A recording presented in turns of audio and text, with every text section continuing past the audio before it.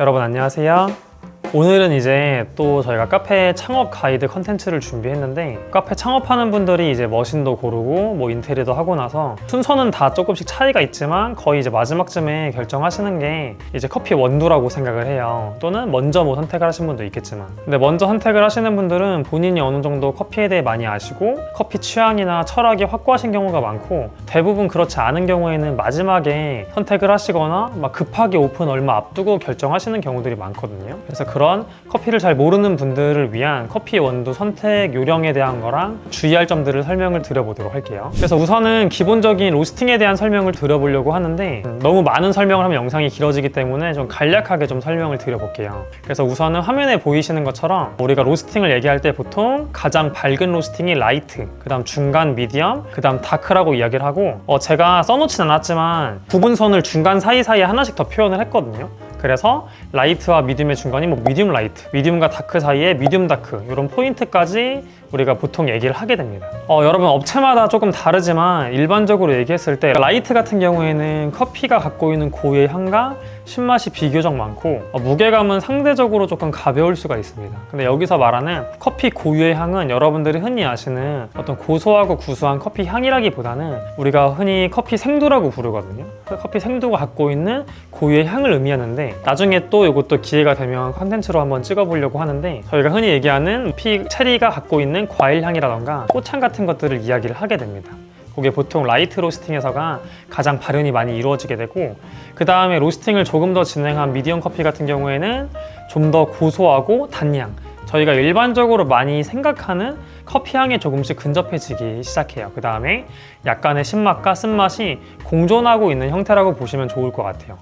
마지막 다크 로스팅은 앞서 말했던 커피 고유의 향은 많이 사라지고 신맛 또한 가장 많이 적고 쓴맛이 가장 강하게 발현이 되는 커피라고 볼 수가 있습니다. 그래서 이렇게 표로 한번 정리를 해봤는데, 라이트 같은 경우에는 아까 설명한 것처럼 신맛이 좀 강하고 쓴맛은 좀 약하고 무게감 같은 경우는 좀 가벼울 수 있어요. 그 다음 미디엄은 전부 다 중간의 형태를 띈다고 보시면 되고, 다크 로스팅은 신맛은 약하고 쓴맛은 가장 강하며 무게감은 가장 무겁게 나올 수가 있습니다. 근데 이 영상을 보시고 이제 커피를 조금 많이 아시는 분들은 저렇지 않은 경우도 있다라고 얘기하실 수가 있어요. 그렇게 생각하시는 것도 맞긴 하거든요. 왜냐면 사용하는 커피에 따라서 또는 로스팅 스타일에 따라서, 그리고 뒤에도 얘기가 나오지만 미디엄이라고 해서 A 업체랑 B 업체가 똑같은 얘기를 안 하는 경우들이 많거든요. 사람마다 규정 짓는 라이트와 미디엄의 다크가 엄밀하게 따지면 차이가 꽤나 많이 나다 보니까 조금은 다를 수는 있습니다. 근데 이 표는 제가 정말 일반적인 경우에 간략하게 표시를 해놓은 거여서 커피를 처음 접하는 분들, 카페 창업을 하는데 원두를 선택해야 되는데 커피 원두 로스팅에 대한 지식이 아예 없으신 분들은 그래도 참고하시면 좋으실 것 같아요. 그리고 여러분 표의 맨 마지막 보시면 상미 기간이라고 하는 게 있거든요. 저는 이거를 여러분들한테 많이 강조를 해드리고 싶은데, 뭐냐면 상미 기간이라고 하는 게 뭐냐, 유통기한이랑 다르게 우리가 어떠한 제품이나 식품을 맛있게 먹을 수 있는 기간이라고 보시면 돼요. 품질에 큰 변화 없이. 그걸 상미 기간이라고 하는데, 라이트 로스팅이 가장 길고 미디엄 다크로 갈수록 상미 기간이 짧아지게 되거든요. 그 이유는 뭐냐면, 결국에 여러분 우리가 로스팅이라고 하는 거는 열을 가해서 어떠한 성분들이, 어떠한 향들이 생성이 되기도 하지만 기존의 생두가 가지고 있는 성분들의 파괴가 이루어지는 작업이에요. 그래서 어쩔 수 없이 로스팅을 많이 하면 할수록 얘가 원래 이만큼의 성분이 있었다면 이렇게 줄어들게 되거든요. 근데 이 줄어드는 게 내가 먹었을 때 내 입맛에 맞으면은 뭐 상관없고, 그 다음에 여기 맛이 좋다 나쁘다 이런 얘기는 아니에요. 근데 문제는 성분 자체가 적다 보니까 당연히 시간이 지나면서 가스와 함께 이 성분들의 소실이 이루어지기 시작하거든요. 쉽게 말하면 향이 날아가는 거죠. 그래서 우리가 시간이 오래된 커피를 추출을 했을 때 향은 없고 쓴맛만 남는 커피가 되는 건데, 문제는 이게 다크할수록 이 남아있는 향이, 고유의 성분이 너무 적다 보니까 이 상미 기간이 상대적으로 짧아질 수밖에 없습니다. 그래서 실제 경험적으로 알 수 있는 게, 저는 라이트한 커피도 많이 먹고 다크한 커피도 많이 먹고 수업 때 활용도 하고 제가 그냥 많이 먹기도 하거든요. 근데 라이트하게 로스팅된 커피 같은 경우에는 거의 한 달 반 지나도 괜찮은 경우들도 꽤 많아요. 물론 당연히 그 커피도 한 달 반 전에 갓 볶고 나서 얼마 지나지 않았을 때가 가장 맛있긴 해요. 근데 우리가 상대적으로 다른 미디엄이랑 다크랑 비교했을 때 한 달 반이 지나도 먹었을 때 막 엄청 쓰다거나 부정적인 맛이 나오진 않거든요. 근데 반대로 다크한 경우는 한 달 반이 지나면 원래도 애가 쓴맛이 많은 커피인데 향도 날아가다 보니까 쓴맛들이 진짜 많이 날 수가 있습니다. 그래서 이 상미 기간에 대한 부분들도 여러분들이 운영을 하실 때 중요한 부분이다 보니까 고려를 해주시면 좋을 것 같아요. 이건 이따 영상의 뒷부분에 한 번 더 제가 설명을 하기 때문에 이 부분은 조금 기억을 해주시면 좋을 것 같습니다. 그 다음에 간단하게 로스팅에 대한 걸 설명을 드려봤고, 중요한 거는 업체마다 규정하는 로스팅 포인트와 그 다음 사용하는 생도에 따라 맛 차이가 많이 나게 돼요.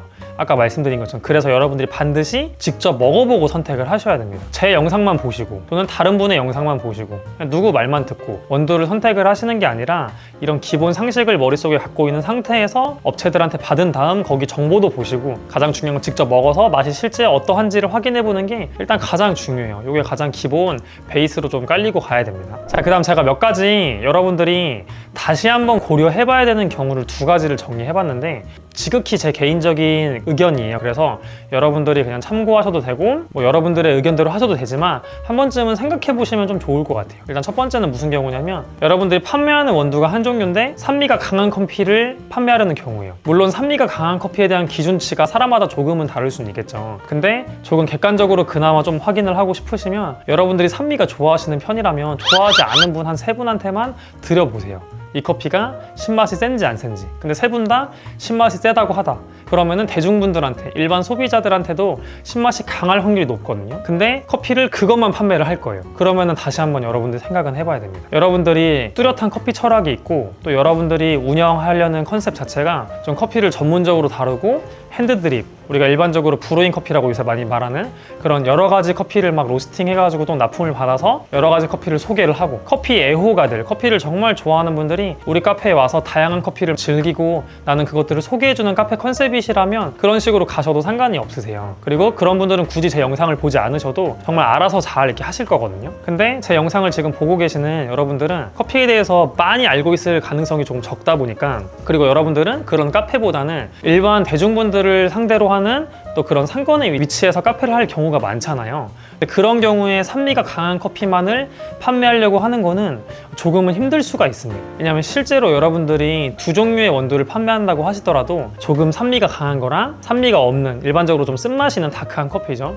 이 두 개의 판매 비중이 물론 상권마다 다르지만 5대5로 가는 경우도 많이 없어요. 정말 많이 없고, 제 경험상으로는 제 수강생분들이 창업하신 카페나 또는 사람들한테 들은 경험상으로는 뭐 산미 있는 게 많아야 30%, 그 다음 산미 없는 게 70%, 그 다음 심한 곳들은 뭐 2대8 이런 식으로 갈리기도 하거든요. 물론 위치마다 조금씩 다 다르겠지만. 그래서 산미가 강한 커피가 어쨌든 아직까지는 소비자분들이 선호하지 않는 분들도 있고, 아예 요거를 안 드시려고 하시는 분들도 있다 보니까 이 커피만을 주력으로 한 가지로 정해가지고 판매하는 거는 조금은 위험할 수 있다. 그래서 이런 경우는 다시 한번 생각을 해보셔야 됩니다. 그래서 여러분들의 상권과 여러분들이 하시려는 컨셉, 그리고 정말 이 커피 하나만으로 어느 정도 커피 매출이 잘 유지가 될 수 있을지, 사람들이 너무 싫어하진 않을지, 그런 점들을 고려를 해줘야 됩니다. 자, 두 번째로 다시 고려해야 되는 경우는 아예 반대 케이스예요. 로스팅이 너무 많이 진행된 저가형 커피거든요. 이건 조금 애매한 부분이, 결국에는 저희가 저번 영상에서 올린 것처럼 아메리카노의 가격이랑도 이어지는 부분이긴 해요. 여러분들이 설정한 아메리카노 가격이 너무 낮으면 저가형 커피를 쓸 수밖에 없거든요. 근데 저가형 커피가 제가 무조건 안 좋다는 건 아닌데, 우리가 제조 구조상 이제 판매하는 분들도 원가를 따져야 되다 보니까 좋은 생두를 쓰기가 조금 힘들거든요. 그리고 너무 정말 저렴한 커피들은 안 좋은 생두를 쓰는 경우들이 있어요. 아닌 것들도 있겠지만.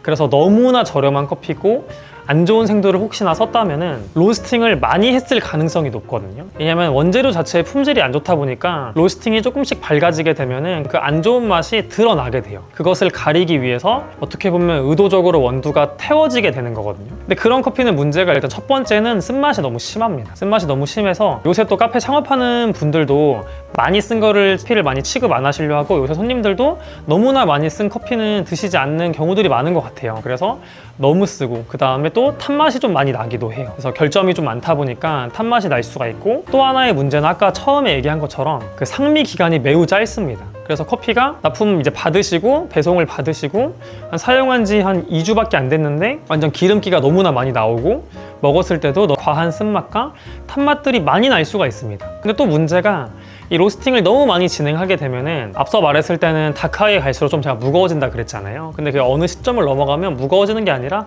오히려 또 가벼워져요. 그래서 커피가 엄청 쓰면서 탄맛 나면서 가벼운 커피가 나오게 됩니다. 물론 누군가는 그런 커피를 그럭저럭 잘 맛있게 드실 수도 있겠지만 대다수의 분들이 많이 안 좋아하는 류의 조금 저가형이다, 이 커피 좀 맛이 저렴하다 흔히 얘기하는 그런 맛의 커피가 나올 수가 있습니다. 그래서 이런 커피들도 일단은 다시 한번 고려해 보셔야 돼요. 그래서 커피 가격이 저렴해서 비용적으로 메리트가 있을 수는 있겠지만 우리가 다 가격이 저렴한 데는 다 이유가 있는 것처럼 여러분들이 한번 고려해 보시고 직접 많이 테스트해 보시고 결정을 하셔야 됩니다. 그래서 이게 두 번째로 다시 한번 제가 고려했으면 하는 부분이었고, 그 다음으로는 여러분들께 원두 선택할 때 알고 있으면 좋을 간단한 생두 기본 상식을 좀 알려드릴게요. 이 영상에서 모든 걸 다 설명드리기는 조금 시간이 촉박하지만 핵심적인 파트를 좀 알려드리면, 제가 그냥 간단하게 두 가지의 블렌드를 제가 가상으로 구성을 해봤거든요. 그래서 보통 많이 쓰시는 다크 블렌드, 하나는 조금 산미 있는 미디엄 블렌드, 뭐 라이트한 건 거의 안 쓰시니까. 다크 블렌드를 보시면은 브라질 내추럴 50%, 콜롬비아 워시드 30%, 인도 워시드 20% 이런 식으로 나와 있어요. 실제 이렇게 구성이 돼 있는, 뭐 비율은 다르겠지만 이런 생두 산지로 구성되어 있는 경우들이 많거든요. 물론 세부적인 건 다 다릅니다. 브라질도 지역이 많고 농장도 많고 콜롬비아도 마찬가지거든요. 세부적인 건 다르지만 우리가 다크 블렌드에 일반적으로 브라질과 콜롬비아를 많이 볼 수 있는 이유가, 특히 이제 브라질과 콜롬비아는 어떤 커피에서 고소한 느낌과 그 다음에 이제 로스팅을 좀 더 진행하다 보니까 쓴맛을 담당하는 생두라고 좀 볼 수가 있는데, 브라질은 특히 조금 구수함 쪽으로 많이 빠진다고 저는 생각을 해요. 그래서 어떤 업체의 생두 구성을 봤을 때 브라질 비중이 많은 경우에 느껴지는 그 특유의 구수한 느낌이 있거든요. 로스팅도 어둡다 보니까. 근데 상대적으로 콜롬비아가 좀 더 많이 들어가면은 구수함도 구수함인데 조금 더 고소한 쪽으로 가고, 콜롬비아가 많게 될수록 동일한 로스팅 포인트여도 산미감이 조금 더 강하게 저는 느꼈거든요, 많이. 그래서 여러분들도 그런 식으로 한번 살펴보시면 좋을 것 같고, 인도 같은 경우는 넣으시는 업체도 있고 안 넣는 업체도 있는데, 인도는 어떤 부분을 담당하냐면, 인도는 이제 보통 로부스타를 사용을 하거든요. 근데 인도 로부스타 같은 경우에는 묵직함을 담당한다고 보시면 돼요. 간혹 가다가 저희가 로부스타 하면 저가형 커피고 안 좋은 커피니까 싼 거 썼나 보다라고 생각하는 경우도 있지만, 로부스타가 아라비카에 비해 저렴한 건 맞지만 저희가 어느 정도의 무게감을 형성을 시켜주기 위해서 인도를 넣는 경우들이 있습니다. 인도 로부스타를. 다크 블렌드는 어느 정도의 무게감이 나와야 하다 보니까 브라질과 콜롬비아로 그분들이 판단했을 때 무게감이 조금 아쉬운 경우 이제 인도를 조금 섞어 넣어서 또는 많이 넣어서 어떤 무게감을 만들어 줄 수 있어요. 근데 물론 당연히 인도에서 느껴지는 특유의 그 곡물 향이 있긴 하거든요. 근데 그거는 여러분들이 이게 블렌드다 보니까 직접 그 제품을 사서 한번 드셔보셔야 돼요. 그리고 그 곡물 같은 느낌들이 만족스러워질 수도 있고, 만족스럽지 않다면 다른 제품이나 다른 업체를 또 다시 확인해 보시면 되겠죠. 근데 이제 어쨌든 인도는 무게감을 담당해준다 보시면 됩니다. 그 다음 반대편에 미디엄 블렌드를 보면은 에티오피아 내추럴 30, 에티오피아 워시드 30, 콜롬비아 워시드 40, 제가 이렇게 가상으로 작성을 해놨어요. 보통은 에티오피아나 케냐와 같은 아프리카 쪽 국가의 원두들이 많이 들어가 있는 경우가 많거든요. 특히 에티오피아 같은 경우에는 이게 지금 어느 정도 산미감이나 그런 과일 같은 향이 조금 많이 나는 커피인가 보다라고 생각을 해볼 수 있습니다. 물론 언제나 아닌 경우가 있지만 보통은 그래요. 그래서 뭐 내추럴과 워시드 이런 차이도 여러분들이 아시면 좋겠지만, 오늘은 그냥 간단히 이거 딱 구성을 보고 미디엄이라고 딱 봤을 때 요거는 일단 내가 먹어봐야 되지만 먹어보기 전에도 어느 정도 산미감이 조금 높겠구나, 뭐 과일 풍미 같은 게 조금 있는 커피겠구나, 좀 독특한 커피겠구나, 캐릭터가 있는, 이렇게 생각을 해보실 수가 있습니다. 여기에 만약에 콜롬비아도 아예 없다, 그럼 정말 에티오피아로만 구성한 거는 완전 독특한 느낌일 가능성이 높거든요. 그리고 보통 단가도 훨씬 더 높아요. 그런 식으로 여러분들이 생각을 해주시면 좋을 것 같아요. 자, 그러면 이제 마지막으로 수강생분들이 자주 하는 질문에 좀 답을 하면서 영상을 마무리해 볼 건데, 일단 첫 번째는 원두를 두 종류를 판매해야 할까요? 이거 물어보시고, 두 번째는 요새 디카페인 커피 찾는 손님이 많은데 디카페인 커피를 판매해야 할까요? 라고 저한테 많이 물어보시거든요. 일단 당연히 제가 이거에 대한 명확한 답을 내려드릴 수는 없어요. 여러분들의 매장은 여러분들이 누구나 다 잘 알고, 창업을 아직 안 하신 분들은 저도 모르잖아요, 거기가 어떻게 될지는. 근데 여러분들이 하나 고려하셔야 될 거는, 그냥 남들이 요새 다 2개 판대, 또는 요새는 디카페인까지 껴서 3개는 팔아야 된대 라고 하니까 나도 혹시 해야 될라나? 그리고 아무리 산미 있는 거 안 먹는 사람들이 많아도 산미 있는 거 찾는 사람이 있으면 준비해 놓으면 먹지 않을까? 디카페인도 찾는 손님이 엄청 많은 건 아니어도 내가 준비를 해두면은 주문했을 때 그 사람이 이제 딱 찾아서 먹을 수 있지 않을까? 이런 식으로 생각을 하시는 경우가 있는데, 문제는 그렇게만 생각해가지고 준비해서 판매하는 건 전혀 문제가 되진 않아요. 근데 이제 문제는 장비 추가와 재고 문제를 여러분들이 고려를 하셔야 됩니다. 정말 그냥 아무 비용 문제 없이 산미 있는 거 팔 수 있고 디카페인 팔 수 있으면 저도 당연히 판매하라고 말씀드리고 싶어요.